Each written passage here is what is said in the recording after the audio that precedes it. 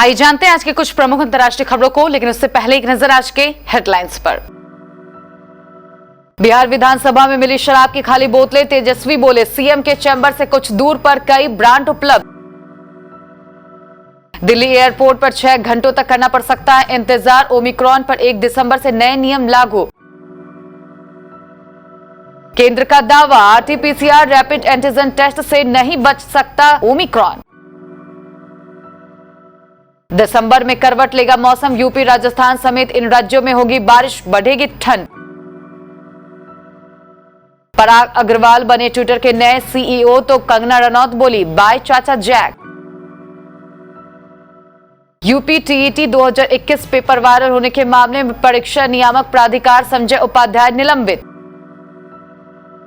Crypto currency वाले add को ban करने का फैसला नहीं, लोकसभा में आएगा नया बिल। कोरोना के नए वेरिएंट से बचने के लिए केंद्र ने दिए निर्देश, राज्य संघ बनाया मास्टर प्लान। बाहर लौटने के बाद फिर छाई मायूसी, शेयर बाजार टूटकर बंद।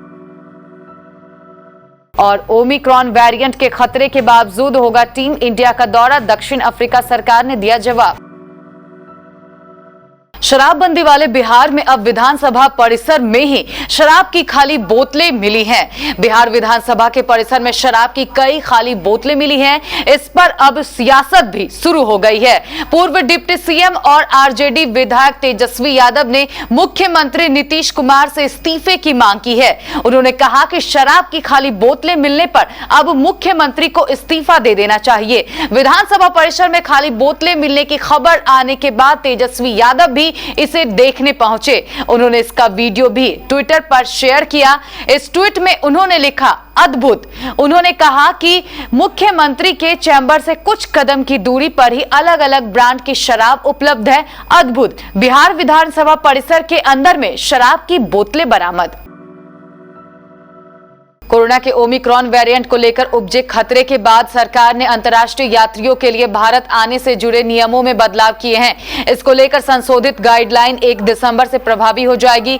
सूत्रों का कहना है कि नए नियमों के लागू होने के बाद दिल्ली एयरपोर्ट पर यात्रियों को 6 घंटे तक इंतजार करना पड़ सकता है। 14 जोखिम वाली श्रेणी में रखे गए देशों से आने वाले यात्रियों के लिए एयरपोर्ट पर जांच अनिवार्य की गई है। ओमिक्रॉन को लेकर भारत सरकार ने राहत देने वाला दावा किया है। स्वास्थ्य मंत्रालय के मुताबिक ओमिक्रॉन आरटीपीसीआर और रैपिड एंटीजन टेस्ट से नहीं बच सकता है। यह जानकारी केंद्र ने एक मीटिंग में दी। सरकार ने राज्यों को निर्देश दिए हैं कि वे टेस्टिंग की सुविधा बढ़ाएं ताकि पॉजिटिव केस समय रहते पता चल सके। केंद्र सरकार ने देश में लागू कोरोना गाइडलाइन को 31 दिसंबर तक बढ़ा दिया है। तेजी से फैलते कोरोना के ओमिक्रॉन वेरिएंट को देखते हुए यह फैसला किया गया है। गृह मंत्रालय के आदेश में राज्य सरकारों को 25 नवंबर को रिलीज की गई गाइडलाइन का सख्ती से पालन करने को कहा गया है। दिसंबर में ठंड हद से ज्यादा बढ़ने वाली है, क्योंकि 30 नवंबर के बाद मौसम एक बार फिर करवट बदलेगा। मौसम विभाग के मुताबिक पश्चिम विक्षोभ के 30 नवंबर से उत्तर पश्चिम और इससे सटे मध्य भारत को प्रभावित करने की संभावना है। उत्तर पश्चिम और आसपास के मध्य भारत के कई राज्यों में बारिश की संभावना है, जिसके चलते ठंड बढ़ सकती है। मौसम विभाग के मुताबिक पश्चिम विक्षोभ का प्रभाव गुजरात, महाराष्ट्र और दक्षिण पश्चिम मध्य प्रदेश और दक्षिण राजस्थान में देखने को मिलेगा। यानी इन राज्यों के कुछ इलाकों में गरज के साथ बारिश की प्रबल संभावना है। आईएमडी के मुताबिक दिसंबर की शुरुआत में गुजरात में भारी से बहुत भारी बारिश की संभावना है। इस दौरान पश्चिम मध्य प्रदेश, पूर्वी राजस्थान, हरियाणा, पश्चिम उत्तर प्रदेश में गरज के साथ हल्की से मध्यम बारिश की संभावना है। ट्विटर के सीईओ जैक डॉर्सी ने इस्तीफा दे दिया है और अब उनकी जगह जिम्मेदारी भारतीय मूल के पराग अग्रवाल को मिली है। पराग अग्रवाल के ट्विटर के सीईओ बनने की खबर आने के बाद से ही सोशल मीडिया पर जमकर हंगामा मचा हुआ है। कहीं कुछ लोग पराग अग्रवाल के सीईओ बनने पर खुशी जाहिर कर रहे हैं, तो वहीं कुछ लोग जैक डॉर्सी को हटाने को लेकर अपनी राय रख रहे हैं। बॉलीवुड एक्ट्रेस कंगना रनौत ने भी अपने इंस्टाग्राम स्टोरी पर जैक डॉर्सी के ट्विटर के सीईओ पद से हटने को लेकर अपना रिएक्शन दिया है। कंगना रनौत ने लिखा बाय बाय चाचा जैक।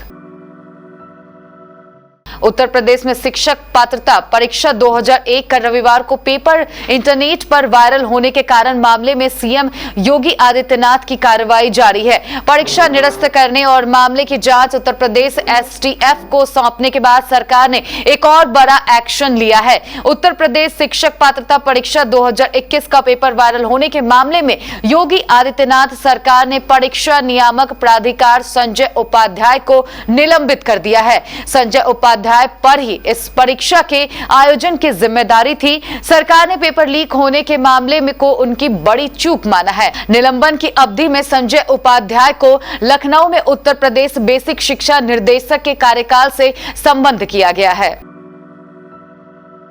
वित्त मंत्री निर्मला सीतारमण ने यह साफ किया है कि क्रिप्टो करेंसी में निवेश के बारे में एक्सचेंजों के विज्ञापनों पर रोक लगाने का भी कोई फैसला नहीं हुआ है।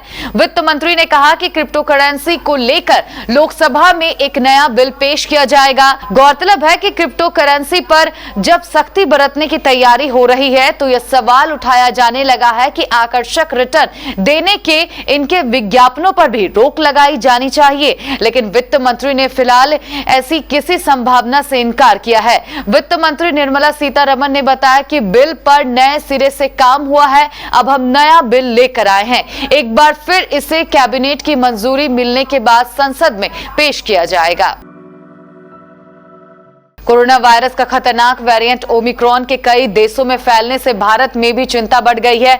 बढ़ती चिंताओं के बीच केंद्र स्वास्थ्य सचिव राजेश भूषण ने आज राज्यों और केंद्र शासित प्रदेशों के साथ एक समीक्षा बैठक की। राज्यों को ओमिक्रॉन के मामले की जल्द पहचान और जांच बढ़ाने की सलाह दी। सचिव राजेश भूषण ने कहा कि ऐसा नहीं है कि नया वेरिएंट RT-PCR और RAT जांच से पकड़ में नहीं आ सकता है। राज्यों और केंद्र शासित प्रदेशों को पर्याप्त बुनियादी ढांचा और निगरानी वाले घरेलू पृथकवास सुनिश्चित करने के लिए कहा। शेयर बाजार का रुख मंगलवार को मिला जुला रहा। शुरुआती कारोबार में बढ़त हासिल करने के बाद दोपहर तक आते आते शेयर बाजार नीचे आने लगा। बीएसई सेंसेक्स 58,000 अंक के आंकड़े को छूने के बाद करीब 200 अंक टूटकर बंद हुआ। वहीं एनएसई निफ्टी भी 17,000 अंक से नीचे बंद हुआ।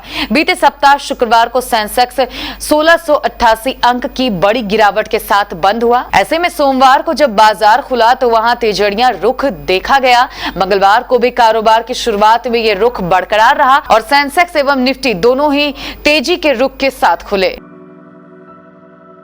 दक्षिण अफ्रीका में कोरोना के ओमिक्रॉन वेरिएंट के बढ़ते असर के बीच भारतीय टीम के दौरे पर संकट के बादल हैं। भारतीय क्रिकेटर टीम को 17 दिसंबर से साउथ अफ्रीका में टेस्ट सीरीज खेलनी है।